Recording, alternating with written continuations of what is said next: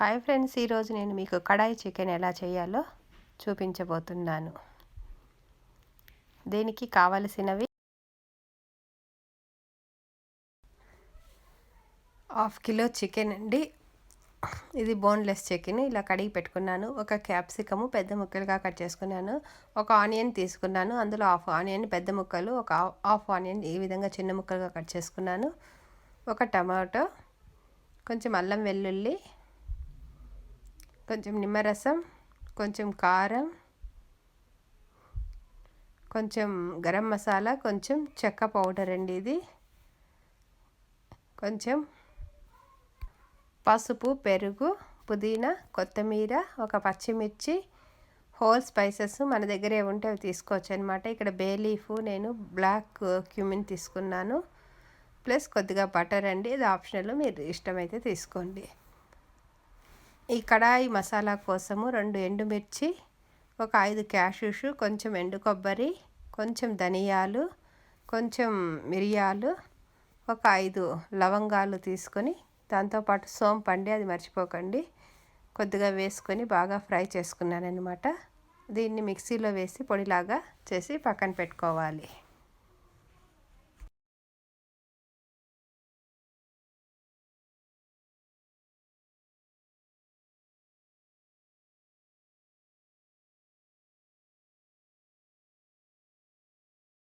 ఒక ప్యాన్ తీసుకున్నాను. ప్యాన్లో కొద్దిగా ఆయిల్ పోసి, ఆయిల్ వేడెక్కుతూ ఉన్నప్పుడు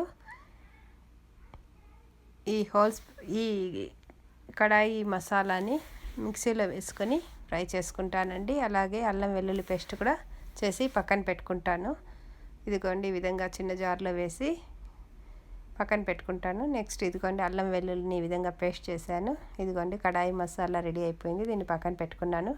టమాటాను కూడా పేస్ట్ చేసి ఈ విధంగా పెట్టుకున్నాను అనమాట. సో ఇవన్నీ ఇప్పుడు అన్నీ రెడీగా ఉన్నాయి. ఇప్పుడు ఇంకొక చిన్న ప్యాన్ కూడా పక్కన పెట్టుకొని అందులో క్యాప్సికము, ఆనియన్ని వేసి ఫ్రై చేస్తానండి. చూడండి, ఆయిల్ వేడెక్కింది. సో ఇప్పుడు చిన్నగా కట్ చేసుకున్న ఆనియన్ పీసెస్ని దీంట్లో వేసి ఫ్రై చేస్తాను. పెద్దగా కట్ చేసుకున్న ఆనియన్ ముక్కలు ప్లస్ క్యాప్సికమ్ని ఇందులో వేసి ఫ్రై చేస్తానన్నమాట. సో ఈ రెండు బాగా ఫ్రై అవుతూ ఉంటాయి. ఆనియన్ ఫ్రై అయిన తర్వాత అందులో అల్లం వెల్లుల్లి పేస్ట్ కూడా వేసి బాగా ఫ్రై చేయాలండి. ఎందుకంటే అల్లం వెల్లుల్లి ఈ విధంగా వేసి ఫ్రై చేసేసేయాలి. చూడండి, క్యాప్సికమ్ ఈ విధంగా మీడియం ఫ్లేమ్లో ఇదవుతూ ఉంది. సో ఇక్కడ అల్లం వెల్లుల్లి కూడా బాగా ఫ్రై అయింది. ఇప్పుడు పసుపుని యాడ్ చేస్తున్నాను.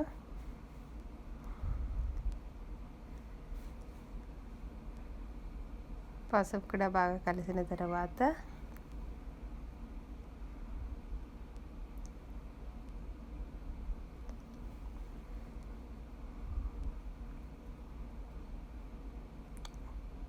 చికెన్ ఇందులో వేసేసాను.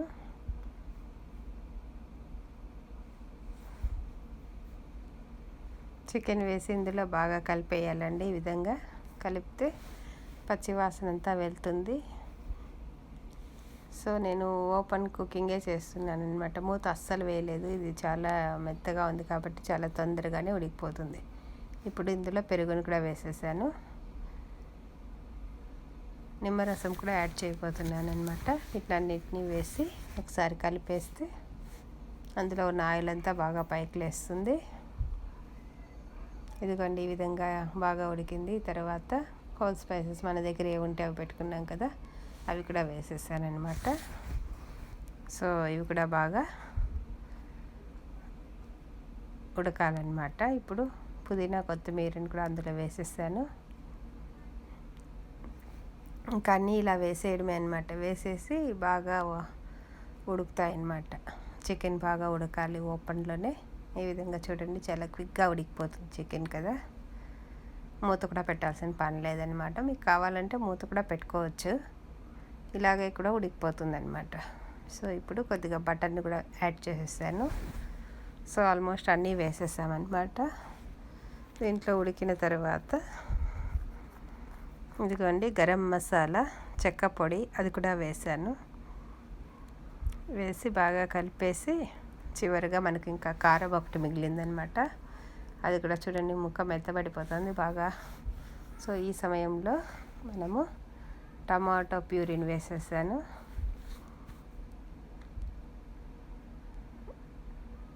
కొంచెం సాల్ట్ని కూడా యాడ్ చేసేసి తర్వాత చివరిగా కారంను కలుపుతానమాట. కారము ఇంకా మనకి కడాయి మసాలా రెడీ చేసి పెట్టుకున్నాం కదా, దాన్ని కూడా కలపాలి. ఇక్కడ క్యాప్సికమ్ రెడీ అయిపోయింది, ఇంక 2 మిగిలి ఉన్నాయి. ఈ రెండింటిని యాడ్ చేసేస్తాను. ఇదిగోండి కారం కూడా కలిపేసాను. చికెన్ ఉడికిన తర్వాత కారం కలిపితే కలర్ బాగా వస్తుందన్నమాట, అందుకని నేను చివరిలో కలుపుతాను. సో ఇప్పుడు చివరిగా కడాయి మసాలా ఉంది కదండి, దాన్ని కూడా వేసేస్తున్నాను అనమాట. సో ఈ విధంగా వేసేసి ఇంకొక 2 to 3 minutes జస్ట్ మూత పెట్టి అలా తీసేసాను. చూడండి బాగా ఉడికిపోయింది, చికెన్ బాగా ఉడికింది, స్పైసెస్ కూడా బాగా మిక్స్ అయినాయి అన్నమాట. ఆయిల్ బాగా పైకి లేసింది. పెరుగు వేయడం వల్ల ఆయిల్ ఇలా బాగా వస్తుంది అనమాట పైకి, అండ్ ఆల్సో టేస్ట్ కూడా బాగుంటుంది అనమాట. ఇదిగోండి ఈ విధంగా ఉడికిపోయింది. ఇక్కడ క్యాప్సికమ్ ఆనియన్ కూడా ఫ్రై అయినాయి. సో అంతా అయిన తర్వాత చివరిలో మనము ఈ క్యాప్సికము ఆనియన్ అయితే దీంట్లో మిక్స్ చేయడమే అనమాట. చూడండి ఇలా మిక్స్ చేసుకునేస్తే మనకి కడాయి చికెన్ రెడీ అయిపోయింది. సో దీన్ని ఇంకొక దీంట్లో తీసుకున్నానండి, అది మరి పెద్దగా ఉందని ఇలా ఓపెన్ దాంట్లో తీసుకొని సర్వ్ చేసుకోవడమే అన్నమాట. సో చాలా చాలా బాగుంటుందండి ఇది. రైస్లో తిన్నా చపాతీల్లో తిన్నా చాలా టేస్టీగా ఉంటుంది.